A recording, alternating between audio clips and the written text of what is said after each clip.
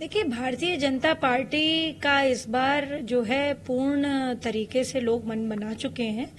और जो है वोट की बात कहूं तो प्रधानमंत्री जी ने जो कार्य किए हैं ये किसी से छिपा नहीं है। जो हमने अपने मैनिफेस्टो में प्रॉमिस किया, जो वादे हमने किए, हमने जनता के बीच में जा करके उनको पूरा किया और समय अंतराल से पहले पूरा किया। बहुत लोग कहते हैं कि जो है चुनाव खत्म होने तक काफी चीजें करें, पर हम लोगों ने शुरुआती ही दौर में जैसे ही आदरणीय प्रधानमंत्री की दूसरी बार टर्म वो प्रधानमंत्री इलेक्ट हुए तो वो सेलेक्ट हुए, वैसे ही उन्होंने काम करना शुरू किया और लगातार 365 दिन भारतीय जनता पार्टी का हर कार्यकर्ता, हर नेता लगातार फील्ड में रहता है। जहां तक आप बोल रही हैं समाजवादी पार्टी की बात और पीडी अलायंस और ये इंडिया अलायंस जो भी है, इनके बड़े नेताओं ने यह तय किया है अब, क्योंकि उनको पता है कि वो मोदी जी से उनको कहीं ना कहीं बहुत ज्यादा, कहीं ना कहीं नहीं बोलूंगी, डर है, भय है, तो अब वो सारे बड़े नेताओं को अपने उतार रहे हैं चुनाव में। और पहले जो माना जाता था कि भाई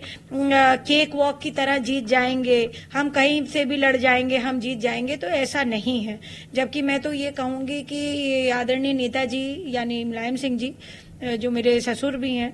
उनकी वजह से जो है बहुत सारी सीट्स सेफ मानी गई, क्योंकि उन्होंने अपने दम पे और अपने पीपल्स कनेक्ट की वजह से वो उस पे मेहनत करके उन सीट्स को बड़ा सेफगार्ड बनाया। पर उन सीटों पर भी भारतीय जनता पार्टी ने अपने वर्चस्व स्थापित किया है, कमल का फूल उन सीटों पर भी खिला है। तो मैं ये कहूंगी कि ये सारे जितने अलायंस वाले लोग हैं, इंडिया अलायंस वाले लोग, ये लोग अब यह तय कर चुके हैं कि मोदी जी को हमें अगर जो है हराना है या हमें जो है इस तरह से करना है कि जो है कहीं उनके मुकाबला हम कर सके, तो हमारी सीनियर लीडरशिप को उतरना पड़ेगा। उस